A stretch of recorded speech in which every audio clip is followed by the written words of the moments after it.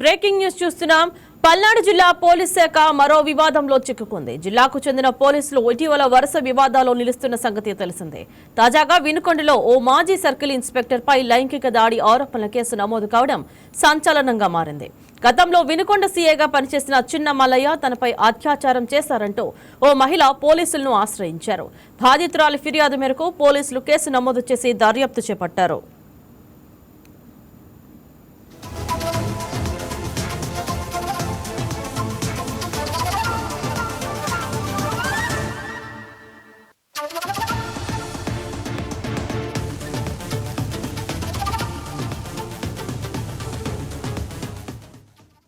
వినుకొండ మండలం బ్రాహ్మణపల్లి సమీపంలో చిన్నమల్లయ్యకు చెందిన నాటుకోళ్ల ఫారాన్ని ఆమె అద్దెకు తీసుకుని నిర్వహిస్తున్నారు.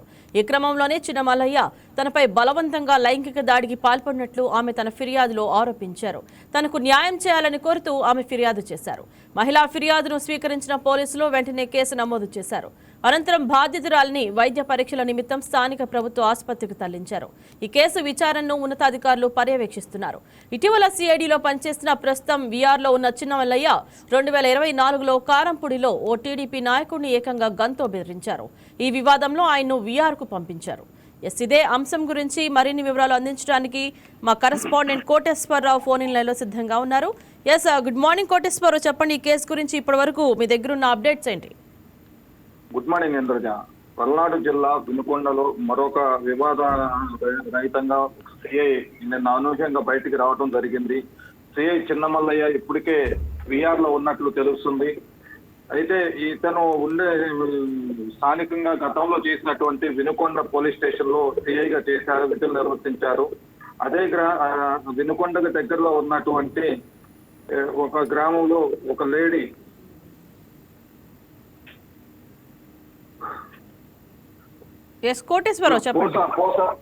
పోస ధనలక్ష్మి అనే మహిళ వినుకొండ దగ్గరలో ఉన్నటువంటి ఒక గ్రామంలో కోళ్ల ఫారం ని అద్దెకు తీసుకుని అక్కడే నివాసం ఉంటూ ఆ కోళ్ల ఫారం చూసుకుంటూ ఉన్నటువంటి ఆ మహిళ గతంలో సన్నిహిత సంబంధాలు ఉన్నటువంటి సిఐ చిన్నమల్లయ్యతో నిన్న మధ్యాహ్నం అతను నాటుకోళ్ల ఫారం దగ్గరికి వెళ్ళి ఆవిడని మాట పెరిగి ఆవిడని బలవంతం చేసినట్టుగా ఆరోపణ అయితే చేశారు. ఈ ఆరోపణ మీద వినుకొండ పోలీస్ స్టేషన్ లో ఫిర్యాదు చేయడంతో ఆవిడ ఫిర్యాదు తీసుకొని సిఐ ప్రభాకర్ ఫిర్యాదును స్వీకరించి ఎఫ్ఐఆర్ కూడా నమోదు చేయడం జరిగింది. ఈవిడని స్థానికంగా ఉన్నటువంటి వినుకొండ పోలీస్ స్టేషన్ పరిధిలో ఉన్నటువంటి ప్రభుత్వ ఆసుపత్రికి చికిత్స నిమిత్తం తరలించడం కూడా జరిగింది. అక్కడికి వెళ్ళిన మీడియా మిత్రులకు నిన్న సాయంత్రం ఆమె వివరాలు ఇవ్వడానికి నిరాకరించారు. అయితే మరికొద్దిసేపటి తర్వాత ఆవిడ కొంత వరకు వివరణ ఇచ్చినట్టు తెలుస్తుంది. అయితే ఇక్కడ ఉన్నటువంటి ఆ మహిళ కోళ్ల ఫారం బాగోగులు చూసుకుంటూ అక్కడ ఉన్నటువంటి కొంతమంది స్థానికంగా కూలీలను పెట్టుకుని ఆమె వర్క్ చేసుకున్నట్టు తెలుస్తుంది. అయితే ఈ తరుణంలో సిఐ చిన్నమల్లయ్య అక్కడికి చేరుకొని ఆవిడతో కొంత దుర్భాషలాడి బలవత్కారం చేశారని చెప్పి మహిళ అయితే ఆరోపణ చేయడం జరిగింది. కోటేశ్వరరావు, అసలు ఫిర్యాదు ఎప్పుడు నమోదైంది? కోటేశ్వరరావు, ఫిర్యాదు ఎప్పుడు నమోదైంది? ఘటన ఎప్పుడు జరిగినట్లు చెప్తున్నారు? కేసు నిన్న సాయంత్రం నమోదు చేసినట్టు తెలుస్తుంది. ఆరోపణలు ఎదుర్కొంటున్న మాజీ సర్కిల్ ఇన్స్పెక్టర్ ప్రస్తుతం ఎక్కడున్నారు? సిఐ ప్రభాకర్ విచారణ నిమిత్తం ఆ సిఐ చిన్నమల్లయ్య నివాసం దగ్గర చేరుకునేసరికి అప్పటికే ఆయన పారిపోవడం జరిగిందని చెప్పి అజ్ఞాతంలోకి వెళ్ళని చెప్పి తెలుస్తుంది. ఈ సిఐ చిన్నమల్లయ్య మీద గతంలో కూడా అనేక ఆరోపణలు ఉన్నాయి. కారంపూడి మండలం టీడీపీ నాయకుల మీద కూడా గన్ను ఎక్కుపెట్టి మా దుర్భాషలాడిన సందర్భాలు అయితే ఉన్నాయి. దీని మీద విఆర్ కి వెళ్ళి ఇప్పుడు విఆర్ లో ఉన్నటువంటి చిన్నమల్లయ్య మళ్ళీ అక్కడ నుంచి వినుకొండకి దగ్గరలో ఉన్నటువంటి నాసా ధనలక్ష్మిని బలాత్కారం చేసినట్టు మరో వివాదం కూడా చోటు చేసుకుంది వినుకొండ పట్టణంలో. అయితే స్థానికులు అయితే ఈ వివాదానికి సంబంధించి చాలా ఆగ్రహంగా ఉన్నారు. ఇది కనుక నిరూపణ జరిగితే అతని మీద తగిన చర్యలు తీసుకోవాలని చెప్పి వినుకొండలో ఉన్నటువంటి ప్రజలు కూడా అడగటం జరుగుతుంది. Right Koteswararao, thank you.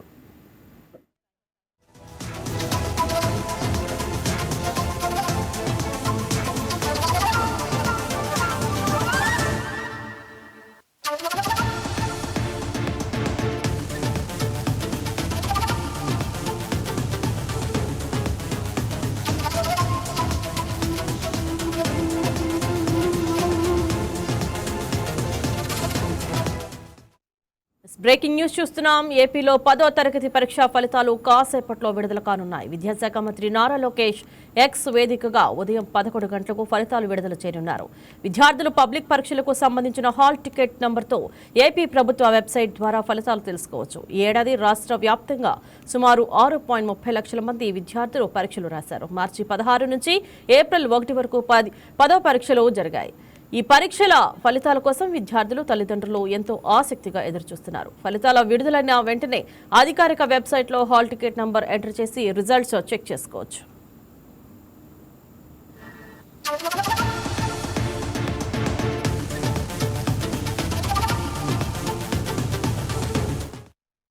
ఇదే అంశం గురించి మా correspondent Bindu phone in live లో సిద్ధంగా ఉన్నారు. గుడ్ మార్నింగ్ బిందు. ఏపీలో 10వ తరగతి పరీక్షా ఫలితాల గురించి కాసేపట్లో విడుదల కానున్నాయి కదా, మీ దగ్గర ఉన్న అప్డేట్ ఏంటి? రైట్ ఇంద్రజ, ఏపీలో 10వ తరగతి పబ్లిక్ పరీక్ష ఫలితాలు విడుదలకి సర్వం సిద్ధమైందనే చెప్పుకోవచ్చు. ఏపీలో ఈ రోజు ఉదయం 11 గంటలకు విద్యాశాఖ మంత్రి నారా లోకేష్ ఫలితాన్ని విడుదల చేయనున్నారు. మార్చి 16 నుంచి ఏప్రిల్ 1 వరకు ఏపీ 10th పరీక్షలు జరగగా రాష్ట్ర వ్యాప్తంగా దాదాపు 6.30 లక్షల మంది అయితే విద్యార్థులు హాజరయ్యారు. ఈ రోజు అయితే విద్యార్థులు హాజరైన విద్యార్థులందరికీ పూర్తిగా రిజల్ట్ అయితే విడుదల కానున్నాయి. విద్యార్థులు www.com అనే వెబ్సైట్ అంటే రిజల్ట్స్ బిఎస్సి ఏపీ గవర్నమెంట్ అనే వెబ్సైట్ లో కూడా తమ హాల్ టికెట్ నెంబర్ ని ఎంటర్ చేసి నేరుగా ఫలితాలు పొందవచ్చు. అయితే ముఖ్యంగా నిన్న చూసుకుంటే నిన్న తెలంగాణలో పరీక్షా ఫలితాలు విడుదల చేశారు. ఈ రోజు ఆంధ్రప్రదేశ్ లో విడుదల చేయనున్నారు. ఇంకా పరీక్షా ఫలితాలు విడుదల చేసిన తర్వాత 10th కి సంబంధించిన అడ్వాన్స్ సప్లిమెంటరీ పరీక్షల టైం టేబుల్ కూడా విడుదల చేస్తామని విద్యాశాఖ వెల్లడించింది. ఇంకా ఈ రోజు పరీక్షా ఫలితాలను అయితే విద్యాశాఖ మంత్రి నారా లోకేష్ అయితే ఎక్స్వేదిక్ గా విడుదల చేయనున్నారు. దాదాపు 6.30 లక్షల మంది రాస్తే ఆ విద్యార్థులు ఎంతవరకు ఉత్తీర్ణులు అయ్యారో కూడా ఈ రోజు తెలిసిపోతుంది. అదేవిధంగా ఈ రోజు ఆ విద్యార్థులందరూ కూడా ఉత్కంఠగా ఎదురు చూస్తున్నారు. దాదాపు మొత్తం 6 లక్షల మంది విద్యార్థులు అయితే పరీక్షా ఫలితాల కోసం ఎదురు చూస్తూ ఉన్నారు. ఏం జరిగిద్ది అనేది మనకి పరీక్షా ఫలితాలు అంటే 11 గంటల తర్వాత విడుదలైన తర్వాత మనకి తెలిసే అవకాశం ఉంది. రైట్, ఈసారి ఎంతమంది విద్యార్థులు పరీక్షలు రాశారు? అలాగే ఫలితాల విడుదలకు ముందు విద్యాశాఖ నుండి ఎలాంటి సూచనలు వచ్చాయి? రైట్ ఇంద్రజ, ఈసారి దాదాపు రాష్ట్ర వ్యాప్తంగా చూసుకుంటే అంటే ఆంధ్రప్రదేశ్ రాష్ట్ర వ్యాప్తంగా చూసుకుంటే 6.30 లక్షల మంది అయితే పరీక్షలు రాశారని చెప్పుకోవచ్చు. దీనికంటే ముందు పరీక్షా ఫలితాల కంటే ముందు కూడా విద్యాశాఖ కొన్ని ఉత్తర్వులు జారీ చేసింది. అంటే ఎలా ఏ వెబ్సైట్ లో చూసుకోవాలి, ఎలా పరీక్ష ఫలితాలు చూసుకోవాలి, హాల్ టికెట్ నెంబర్ ఎంటర్ చేసి ఎలా క్లియర్ అయింది అని చూసుకోవాలన్న దాని మీద కూడా కొన్ని రూల్స్ ఇచ్చింది. అదేవిధంగా ఎవరైనా పరీక్షల్లో తప్పితే మాత్రం పిల్లల్ని కనీసం జాగ్రత్తలు చూసుకోమని కూడా తల్లిదండ్రులకి కొన్ని ఉత్తర్వులు జారీ చేశారంటే ఇప్పుడు పరీక్షా ఫలితాలు ఎవరైనా తప్పితే కనుక కొన్ని అవాంఛనీయ ఘటనలు చోటు చేసుకునే అవకాశం ఉంది. అదేం లేకుండా ఖచ్చితంగా సప్లిమెంటరీకి సంబంధించి కూడా ఏదైతే టైం టేబుల్ ఉందో అది కూడా విడుదల చేస్తామని పూర్తి ఉత్తర్వులు జారీ చేసింది. రైట్, థ్యాంక్ యూ బిందు.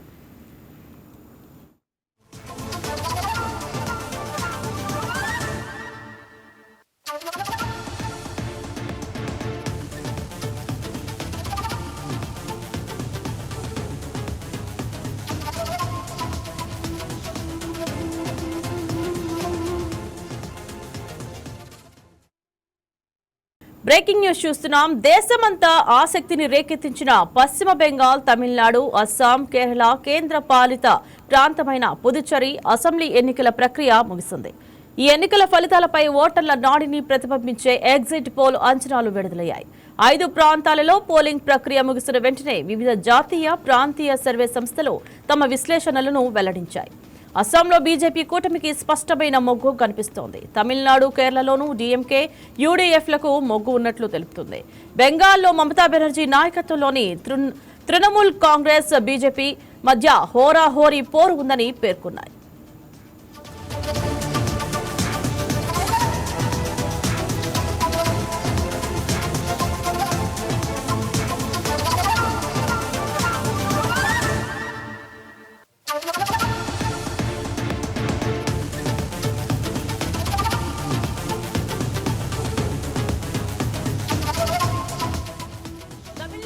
కేరళలో సీఎం స్టాలిన్ నాయకత్వంలోని అధికార డీఎంకే, పళనిస్వామి నాయకత్వంలోని అన్నా డీఎంకే మధ్య ప్రధాన పోటీ ఉంటుందని తొలుత భావించారు.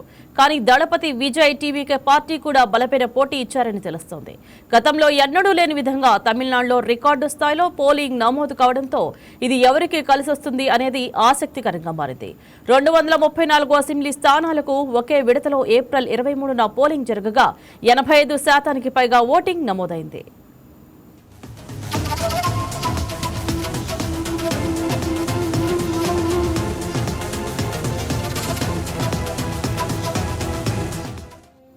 ఇక కేరళలో పినరాయి విజయన్ సారథ్యంలోని ఎల్డీఎఫ్ కూటమి, కాంగ్రెస్ సారథ్యంలో యూడీఎఫ్ కూటమి మధ్య హోరాహోరీ పోటీ జరిగింది. అయితే మెజార్టీ ఎగ్జిట్ పోల్స్ మాత్రం కాంగ్రెస్ కూటమికే విజయ అవకాశాలు ఎక్కువగా ఉన్నాయని తెలిపాయి.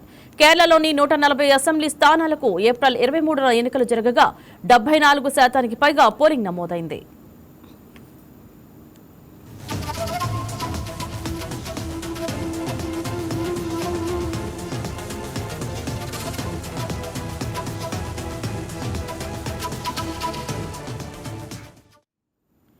అస్సాంలో బీజేపీ సారథ్యంలోని ఎన్డీఏ కూటమి, కాంగ్రెస్ నాయకత్వంలోని మహాజోధ్ కూటమి మధ్య పోటీ నెలకొంది. సీఎం హిమంత బిశ్వ శర్మ బీజేపీ తరఫున దూకుడుగా ప్రచారం చేయగా, కాంగ్రెస్ ప్రచారంలో గౌరవ గొగోయ్ కీలక పాత్ర పోషించారు. హిమంత నేతృత్వంలోని ఎన్డీఏ కూటమి హ్యాట్రిక్ విజయం సాధించడం ఖాయమని చెబుతున్నాయి. మరోవైపు తమిళనాడుకు పొరుగున ఉన్న కేంద్ర పాలిత ప్రాంతమైన పుదుచ్చేరిలో ఎన్డీఏ కూటమి, ఇండియా బ్లాక్ మధ్య పోటీ ఉంది. ఇక్కడ ఎన్డీఏ మరోసారి అధికారాన్ని నిలబెట్టుకుంటుందని అంచనా వేశాయి. ఇదే అంశం గురించి మరింత సమాచారం మా ఎగ్జిక్యూటివ్ ఎడిటర్ శ్రీనివాస్ ఫోన్లలో సిద్ధంగా ఉన్నారు. గుడ్ మార్నింగ్ శ్రీనివాస్, చెప్పండి. పశ్చిమ బెంగాల్, తమిళనాడు, అస్సాం, కేరళ మరియు పుదుచ్చేరిలో పోలింగ్ శాతం ఎలా నమోదైంది? రైట్ ఇంద్రజ, ఏదైతే దేశవ్యాప్తంగా 5 రాష్ట్రాల ఎన్నికలు నిన్నటితో పూర్తయ్యాయి. వెస్ట్ బెంగాల్లో సెకండ్ ఫేజ్ నిన్న సాయంత్రం 6 గంటలకు ముగిసింది. చూస్తున్న మొత్తం దేశవ్యాప్తంగా కూడా 5 రాష్ట్రాల ఎన్నికలు ఇప్పుడు ప్రధానంగా ఒక కీలకంగా మారాయి. ఏదైతే రాబోయే ఎన్నికలకు ఇవి ఒక ఇండికేషన్ గా ఉండబోతున్నాయి. అంటే జాతీయ స్థాయిలో రాబోయే ప్రభుత్వం ఏంటి అనేది ఒక దిక్సూచిగా ఉండబోతుందని చాలా మంది రాజకీయ విశ్లేషకులు భావిస్తున్న పరిస్థితి కనిపిస్తుంది. ఇంకోటి, గతంలో ఎన్నడూ లేని విధంగా ఈసారి ఓటర్లు వచ్చి బూత్లో ఉదయం నుంచి కూడా బారులు నిలబడి తమ ఓటు హక్కును వినియోగించుకునేందుకు ఉత్సాహం చూపించారు. ఎందుకంటే మనకు ప్రతి ఓటరు కేంద్రం వద్ద ఏదైతే పోలింగ్ కేంద్రం కేంద్రాల వద్ద ఈ క్యూ లైన్ చూస్తే మనకి స్పష్టంగా తెలుస్తుంది. అదొకటే కాదు, గతంలో ఎన్నడూ లేని విధంగా రికార్డు స్థాయిలో పోలింగ్ నమోదు కావడం అనేది ఇప్పుడు ఒక శుభ సూచకంగా కూడా మనం భావించాల్సి వస్తుంది. ఎందుకంటే ఓటర్లు చాలా చైతన్యవంతమయ్యారు. తాము ఏ పార్టీని కోరుకుంటున్నారో ఆ పార్టీ అధికారంలోకి వచ్చేందుకు తమ వంతుగా తమ ఓటు హక్కును వినియోగించుకుంటున్నారు అనేది మనకి ఈ పోలింగ్ సరళిని బట్టి మనకు తెలుస్తుంది. ఒకసారి మనము పోలింగ్ సరళిని ఒకసారి చూసుకుంటే కనుక కేరళలో ఇదివరకు ఎన్నడూ లేని విధంగా 78.27% పోలింగ్ నమోదు కావడింది. అదేవిధంగా తమిళనాడు విషయం చూసుకుంటే కనుక 84.6%గా పోలింగ్ నమోదైంది. అదేవిధంగా వెస్ట్ బెంగాల్ సంబంధించి చూసుకుంటే కనుక బహుశా దేశంలోనే రికార్డుగా మనం భావించాల్సి ఉంటుంది. 92% ఓటింగ్ అక్కడ పోల్ కావడం జరిగింది. అదేవిధంగా అస్సాం సంబంధించి 85.91%, పుదుచ్చేరికి సంబంధించి 91% పోలింగ్ నమోదు కాదు. అంటే అత్యధికంగా నమోదైన ఈ పోలింగ్ ఏ పార్టీకి కలిసి వస్తుందో మనం చూడాల్సిన అవసరం. దీనికి సంబంధించి రాజకీయ విశ్లేషకులు కావచ్చు, ఎన్నికల నిర్వాహకులు కావచ్చు, వాళ్ళంతా కూడా ఇప్పటికీ కూడా ఏ విధంగా చెప్పలేని పరిస్థితి నెలకొంది. అంటే ఈ అధికంగా పడ్డ ఓటింగ్ శాతము ఆ రాష్ట్రాల్లో ఉన్న ప్రతిపక్షానికి కలిసి వస్తుందా లేకపోతే అధికార పక్షానికి కలిసి వస్తుందా అనేది చూడాల్సిన అవసరం ఉంది. శ్రీనివాస్, విడుదలైన ఎగ్జిట్ పోల్స్ లో ప్రధానంగా ఏ పార్టీలు ముందంజలో ఉన్నట్లు కనిపిస్తున్నాయి? మనకి ఈ 5 రాష్ట్రాల ఎన్నికలు పూర్తయిన తర్వాత ఎగ్జిట్ పోల్స్ నిన్ననే రావడం, నిన్న సాయంత్రం 6 గంటల నుంచి కూడా రావడం జరిగింది. మనం చూసుకుంటే కనుక ఒక్కొక్క రాష్ట్రానికి ఒక్కొక్క ఇక్కడ మనకు కనిపిస్తుంది. ముందుగా తమిళనాడుకు సంబంధించి రాజకీయాలు చూసుకుంటే కనుక తమిళనాడులో ఇప్పుడు కూడా తమిళ పార్టీలే అక్కడ రాజ్యాలే తప్ప జాతీయ పార్టీలని అక్కడ రాణించిన దాఖలాలు అయితే ఇంతవరకు లేవు. డిఎంకే, ఏఐడిఎంకే ఇలా ఈ 2 పార్టీలు ఎప్పుడు కూడా అక్కడ రాజ్యం వెళ్తూ వచ్చాయి. అదే విధంగా మధ్యలో చిన్న పార్టీ అయితే కమలాసన్ పెట్టిన పార్టీ కావచ్చు, విజయకాంత్ పెట్టిన పార్టీ కావచ్చు, ఆ పార్టీలు వచ్చినప్పుడు కూడా మనుగడ సాధించలేని పరిస్థితి.